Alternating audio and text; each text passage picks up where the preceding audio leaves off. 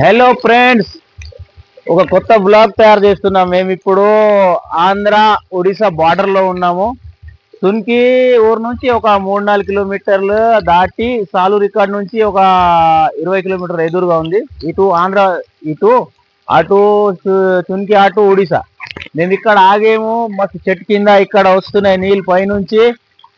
ఇటు పక్క గుట్ట ఉంది, ఇటు పక్క గుట్ట ఉంది. మధ్య నుంచి వాటర్ వచ్చేస్తున్నాయి. చూడొచ్చు, ఈ ప్లాస్టిక్ పైపులు పెట్టారు ఇక్కడ స్నానం చేయడానికి.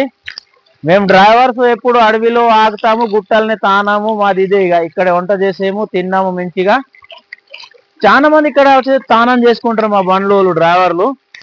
ఎందుకంటే బస్తీలో తాగడానికి నీళ్ళు ఇస్తారు, ఎవరు స్నానం చేయడానికి ఇవ్వరు. ఇటు చూడొచ్చు, మామిడి చెట్టు ఉంది.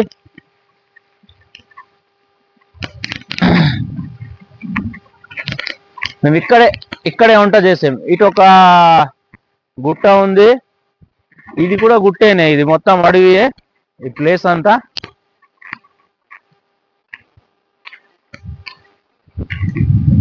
ఆగో మా బండి 14 టైర్.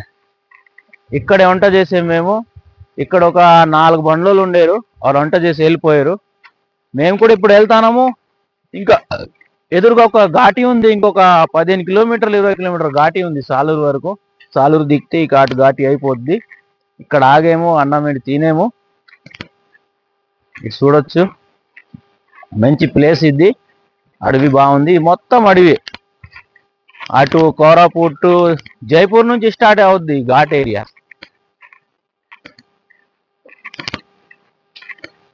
यहाँ नहाने के लिए। और ये लेफ्ट साइड, मेरे लेफ्ट साइड में देख सकते हो, यहाँ का पहाड़ और पत्थर देखो कितना ऊंचा दिख रहा है आपको। देख सकते हो, ये सामने से ये आया है पानी ऊपर से। अब पता नहीं इधर गांव है क्या है, अपन कभी गए नहीं, अपना एरिया है भी नहीं है। अंदाजा लगा सकते हैं, छोटा मोटा तो गांव होना चाहिए। इमली पेड़ वगैरह है। और ये राइट साइड भी देख सकते हो, इस साइड भी पहाड़ है। చూడొచ్చు, ఈ మా బండి 14 టైర్. అన్నం తినేసేమో, తానం అన్ని చేసేము ఇక్కడ. ఇప్పుడు వెళ్తున్నాము, వైజాగ్ వెళ్తున్నాము మేము ఇప్పుడు. ఎదురుగా చూడొచ్చు, రోడ్ ఉంది.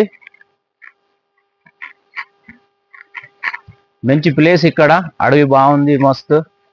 ఇక్కడ వచ్చి స్నానం చేయడానికి బండ్లోనే ఎక్కువ ఆగుతారు స్నానం చేయడానికి ఇక్కడ.